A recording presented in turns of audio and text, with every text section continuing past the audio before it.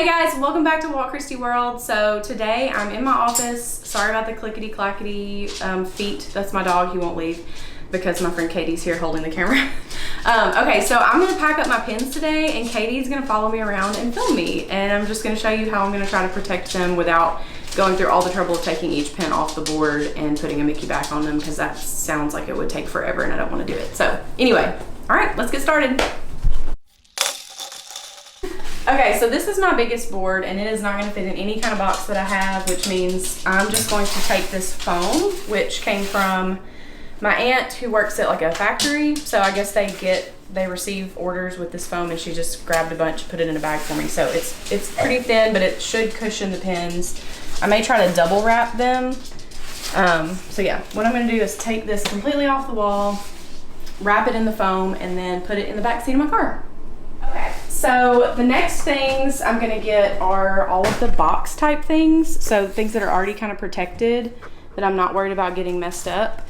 I might not include that. So I've got a few in this closet, which doesn't have a door because I had to paint it. I have my advent calendar, which is gonna have to be wrapped. So we'll set that aside. Okay, so I have a couple of old Park Pack pins that I'm keeping. I'm just gonna set those down in here and kind of line the bottom. And then with these that are in packages but they're not bubble wrapped, I am going to take a piece of this foam and then just wrap it to give it a little extra cushion. It's not gonna take up that much more room, so I'm not that worried about it. And then just set that down in here. And I'll do that with all of these kind of loose pins. And I may save that for last to put those in the bottom, so. Okay, so I've got two of these pretty large corks that have pins. I never did fix my States collection to actually fit well together, but whatever. This appears to be a really good width for this. So I'm just going to wrap this as many times around as I can. I may go ahead and put like 3 more levels on there. Actually, you know what? It's probably fine. What's gonna happen to these things? They're literally made of metal. As long as they're not like banging against each other in the box, I think it'll be fine. So this should fit perfect right there. So I'll do the same with my Donald Duck collection right there. And then I'll put that on top there. Okay, so now that I've got those two larger boards in there, I have these small banners. So I have this Ursula one, and then, sorry that it's so messy in here. And then I have the Tiny Kingdom one. So these are gonna be a little trickier. So I think what I'm gonna do is similar to what I did with the cork, try to like lay them out and then just wrap them with foam. And Katie pointed out that it's really nice that I'm moving just across town, which is a good point.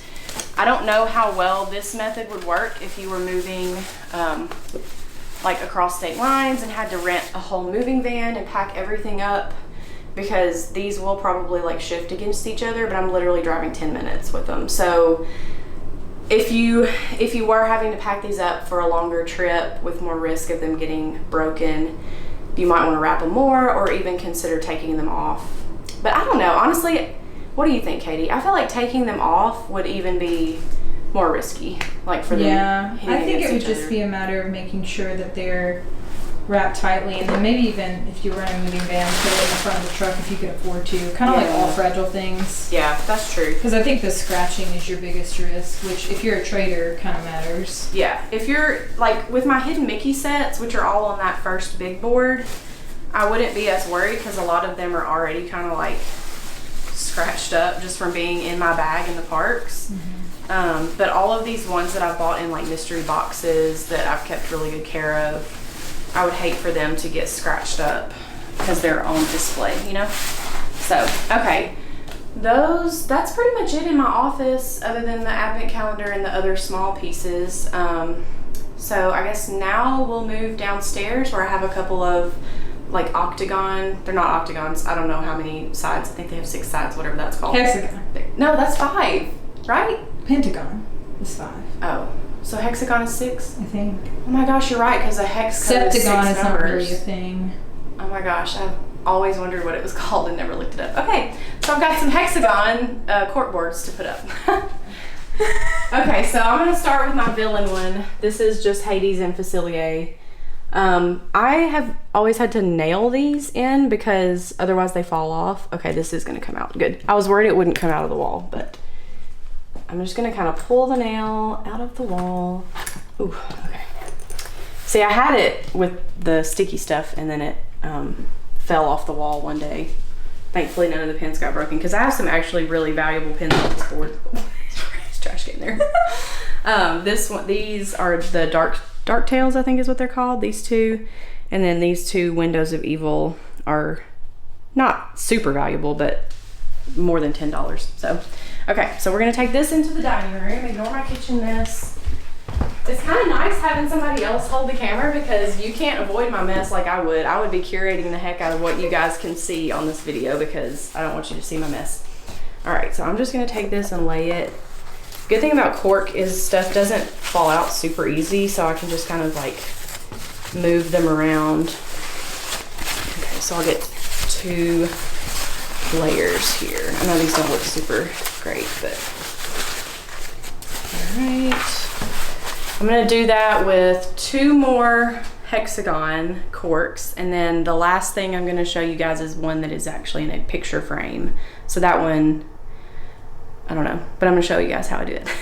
Okay, so this is my last little thing I'm gonna show you. This was the first mystery set that I collected, the 28 in Maine. I guess it's attraction set.